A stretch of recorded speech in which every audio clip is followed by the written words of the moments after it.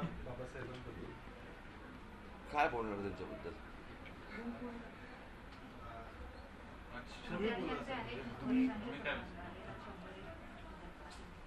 नाही, त्यांनी परवा दिवशी मुलाखत देताना सांगितलं की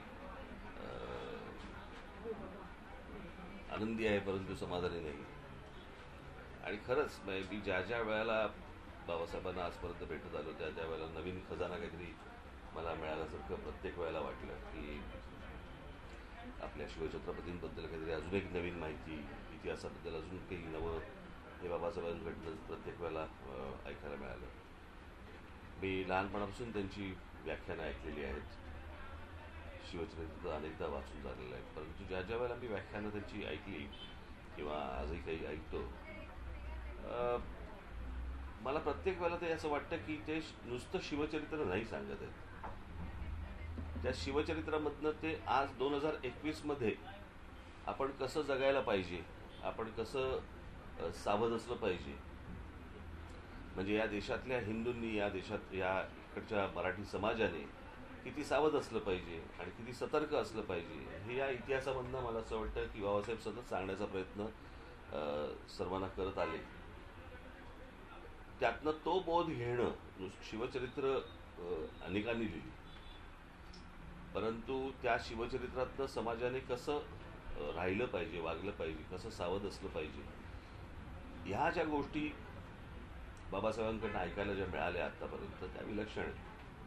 आणि ते आजच्या जगामध्ये महाराज आपल्याला काय सांगतायत हे सतत सांगत आले. आणि तीच नवीन गोष्ट मला बाबासाहेबांमधली आणि एक अनोखी अशी गोष्ट दिसली. पंतुवन संवाद अनेकदा तुमचा होत असतो, त्यांच्याशी हा संवाद कसा असतो? म्हणजे जसं तुम्ही आता सांगितलं की ते फक्त शिवचरित्र सांगत नाही, त्यांनी पलीकडे जाऊन म्हणाला असं. हां, मग एखादी गोष्ट समजा आता आज एखादी घटना घडलेली असेल तर त्या घटनेतनं ते एखादा ऐतिहासिक संदर्भ ते सांगतात की पण ते सांगत असताना ते तुम्हाला असं नाही सांगत ना की हा ह्याच्याशी संबंधित आहे. ते तुम्ही समजून घ्यायचं असतं किंवा ते तुम्ही जाणून घ्यायचं असतं. आणि ते जाणून घेणं हे मला असं वाटतं आपलं काम आहे, सांगणं हे त्यांचं काम आहे. आणि प्रत्येक वेळेला, प्रत्येक ज्या वेळेला काही गाठीभेटी होतात त्यावेळेला ते काही नवीन काहीतरी एक इतिहासातला साक्षात्कार घडवत असतं. सर, त्याविषयी तुम्ही भेटलो होता, तुम्ही एक शंका त्यांना विचारला, तुमच्या घरात ते काहीतरी लावा, नेमकं काय प्रश्न होता? काय निश्चयाचा महामेरू बहुजनासे आधारू. तर काही शब्द असे आहेत की ती तेव्हाची मराठी आहे आणि शब्द तेच आहेत, फक्त त्याच्यामध्ये किंवा ळ आणि ल मधला फरक किंवा असे काही फरक आहेत. मग आपण ज्याला आपण म्हणतो की कैसी, तर त्याचा तिथे लिहिलेला आहे कैची, कैंची, कैंची असं. तर तो तेव्हाचा मराठीतला शब्द आहे, तर तो आत्ता घ्यावा का, की आत्ताच्या प्रमाणे आपण कैसीच त्याच्यामध्ये लिहावं, या संदर्भातल्या काही गोष्टी मी त्यांच्याशी बोलत होतो. काय होतं की तेव्हाची मराठी, आता अनेक असे शब्द आजही आपल्याकडे असे आहेत, हे तुम्हाला रामदास स्वामींच्या याच्यात मिळणार नाही, परंतु अनेक शब्द असे आहेत जे फारसी आहेत शब्द, जे आपल्याला माहिती नाहीत. अनेक अशी आडनावं आहेत की आपल्याला त्याची कल्पना नसते की ही कशावरनं आली आडनावं. की उदाहरणार्थ आपण जर समजा बघितलं आज, आता पटकन सांगायचं झालं तर फडणवीस, तर फडणवीस हे काही आडनाव नाहीये, ते मूळचं पर्शियन नाव आहे फर्द नवीस. फर्द म्हणजे कागद, आणि कागदा नवीस म्हणजे लिहिणारा, कागदावरती लिहिणारा, फर्द नवीस. तर ते नंतर ते फडावरती लिहिणं आलं आणि म्हणून ते फडणवीस असं. तर ती आडनावं कशी असतात, आणि ह्याच्यात मला खूप रस आहे, स्वतःला रस आहे या गोष्टींमध्ये, की या सगळ्या गोष्टी कुठून आल्या, कशा आल्या, आपल्याकडचे अनेक खाद्यपदार्थ हे आले कसे, महाराष्ट्रामध्ये आपण ज्याला चपाती म्हणतो, पोळी म्हणतो, ही आली कुठून, महाराष्ट्रात तर गहू नव्हता, गहू आला कुठून. अशा अनेक गोष्टी असतात की ज्या आपल्याला भूगोलाशी आणि इतिहासाशी संबंधित असतात.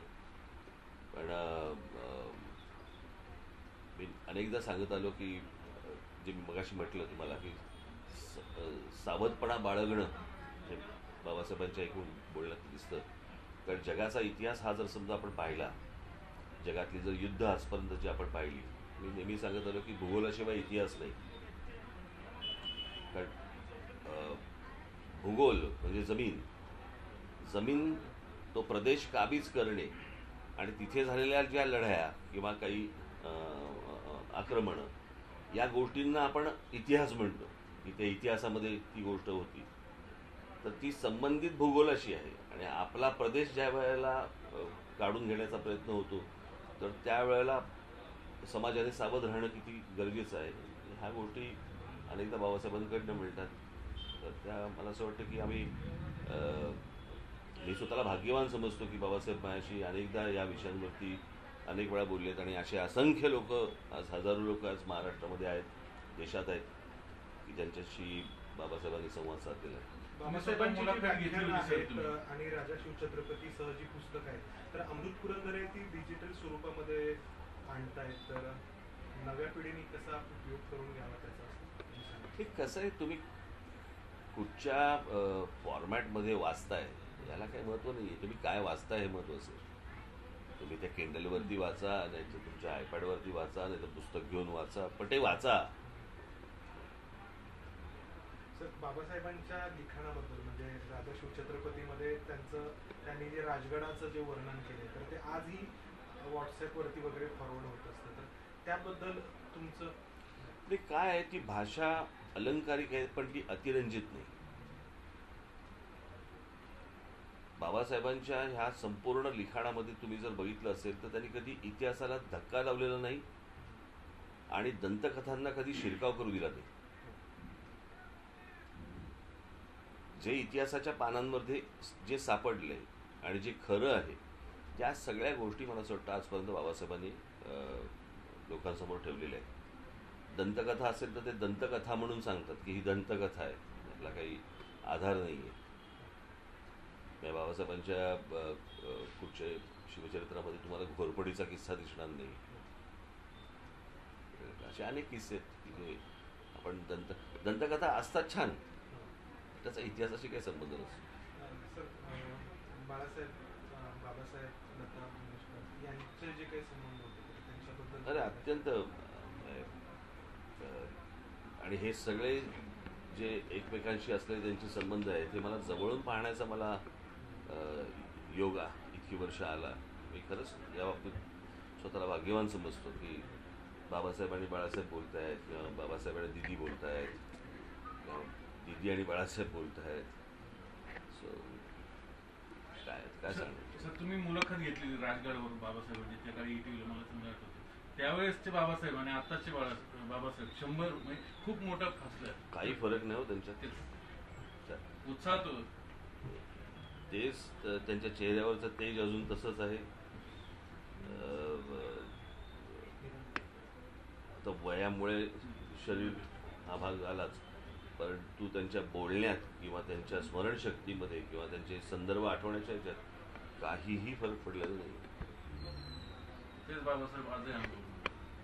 बाबासाहेब पुरंदरेंवरती जी टीका झाली की त्यांनी अगदी त्याचा परिणाम न करू देता, कारण अगदी महाराष्ट्रामध्ये झालेला वाद असेल किंवा इतर वेळी सुद्धा ज्या पद्धतीने तुम्ही RSSला हवं तसं लिहिता, अशा पद्धतीचे RSSला हवं त्या आशयाचं लिहिता, अशी टीका करण्यात आली.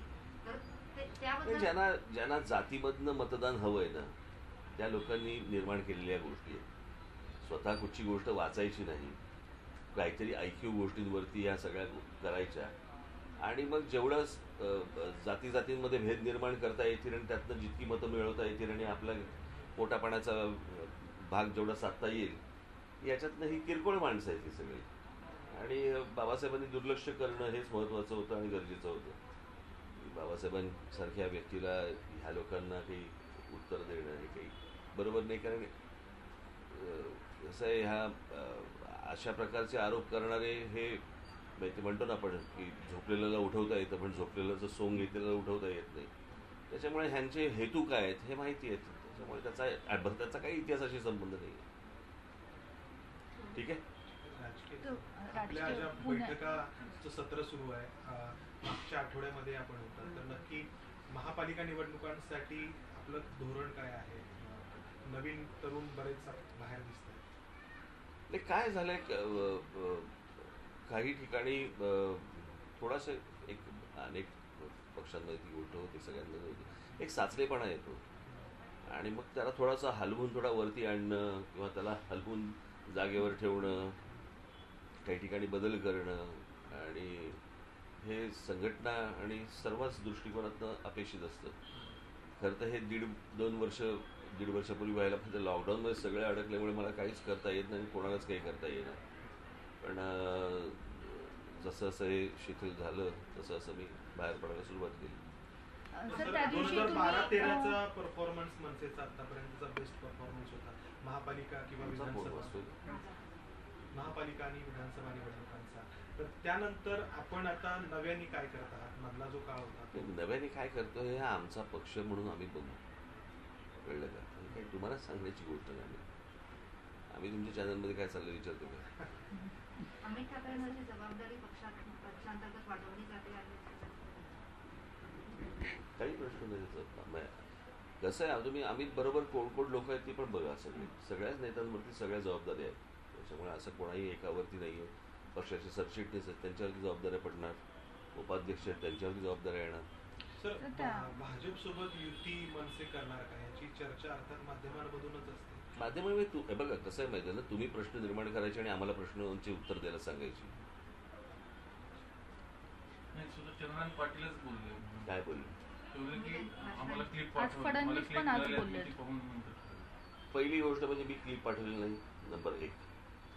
नंबर 2, मी त्यांना बोललो होतो मी क्लिप पाठवीन, पण त्यांच्यापर्यंत कोणी पोहोचवली मला कल्पना नाही.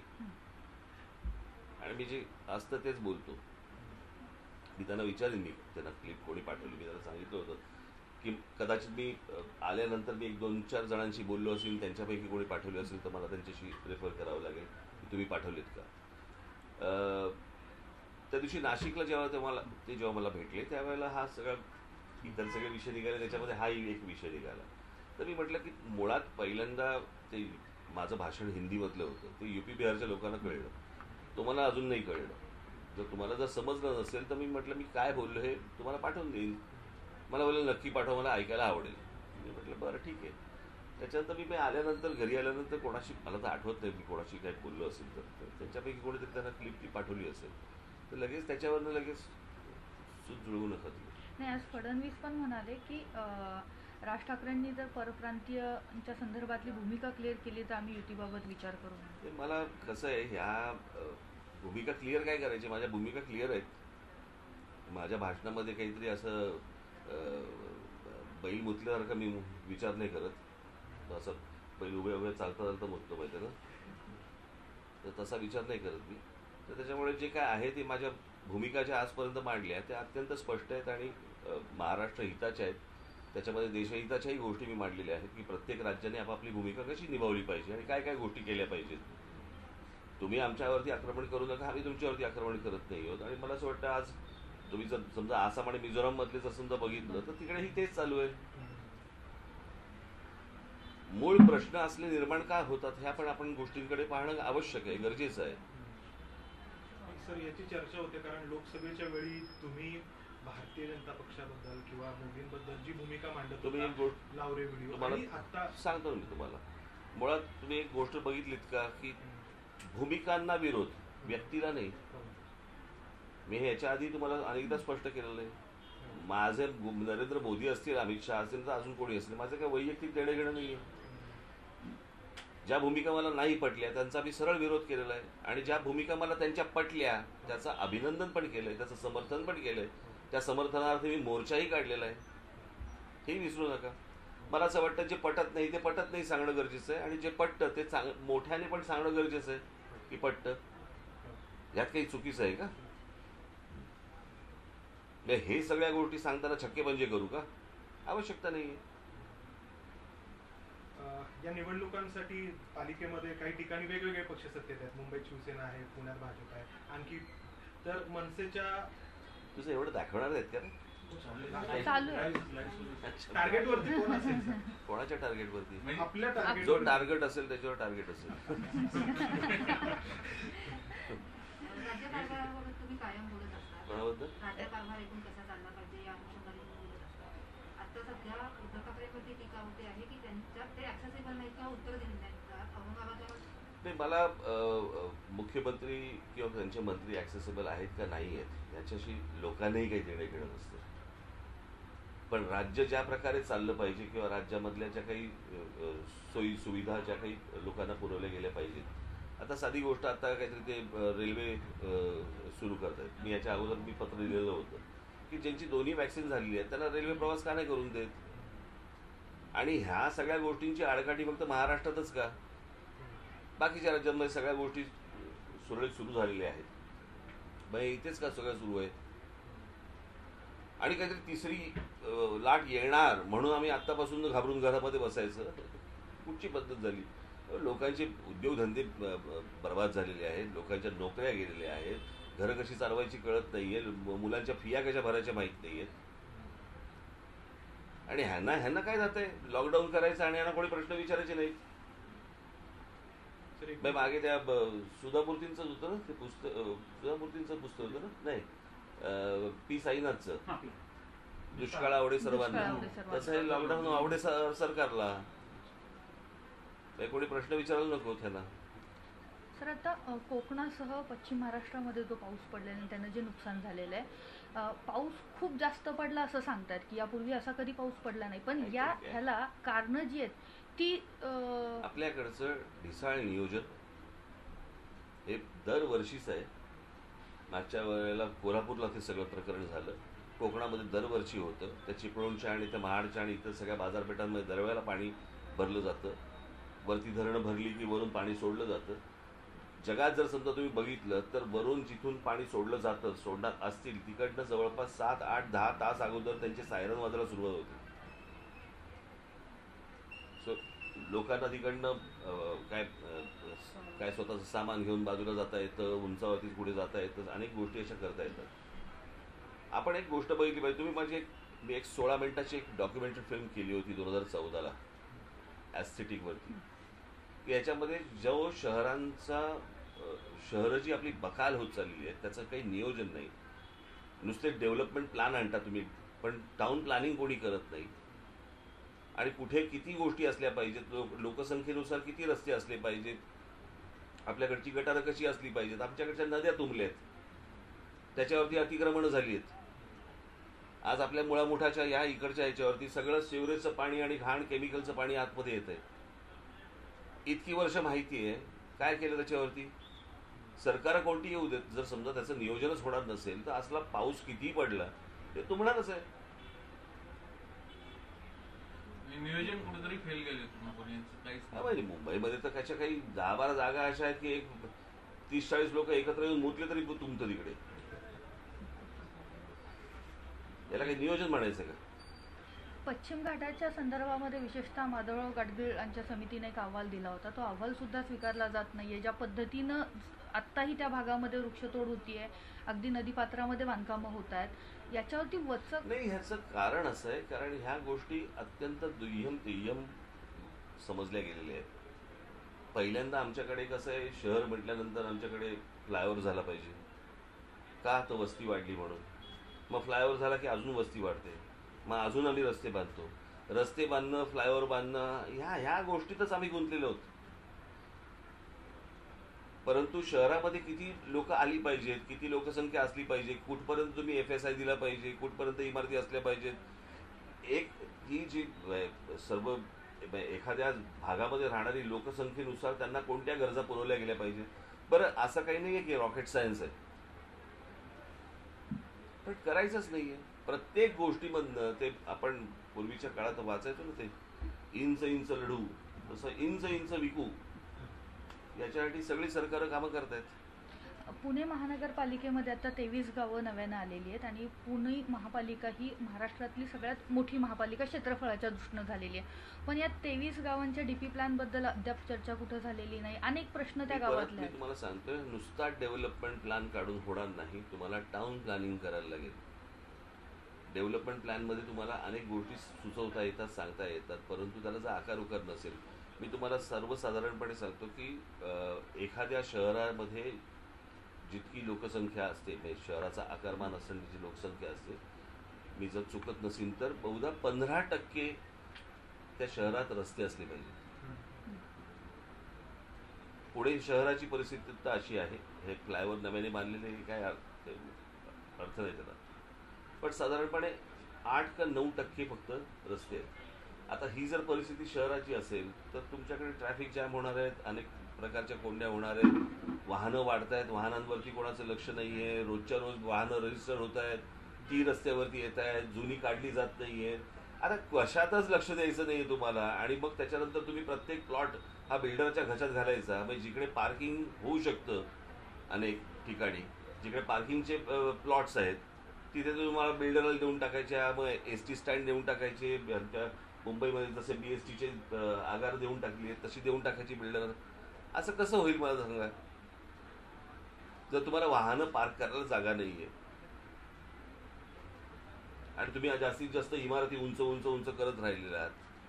उंच इमारती केली की तिकडे कामाला येणारी माणसं वाढत आहेत, तिथे येणाऱ्या गाड्या वाढत आहेत, 2 व्हीलर्स वाढत आहेत, 4 व्हीलर्स वाढत आहेत. हे काही मी आता तुम्हाला आत्ता प्रश्न विचारला म्हणून मी सहज तुम्हाला सांगितलं, परंतु अशा ह्या खूप गोष्टी आहेत ज्याचं जगात नियोजन होऊ शकतं. तर माझ्या मुंबईमध्ये, पुण्यामध्ये, आमच्या महाराष्ट्रातल्या शहरात का नाही होऊ शकत? लक्ष द्यायचंय का नेमकं, की फक्त आपल्याला जातीपातीमध्ये फक्त विष कालवून फक्त आपल्याला मतदान घडवून आणायचे आणि आमचा नगरसेवक निवडून आला आणि आमचा आमदार निवडून आला, याच्या पलीकडे काय आनंद? काहीच नाही. बहिणाबाईंची जात्यावरची ओवी म्हणजे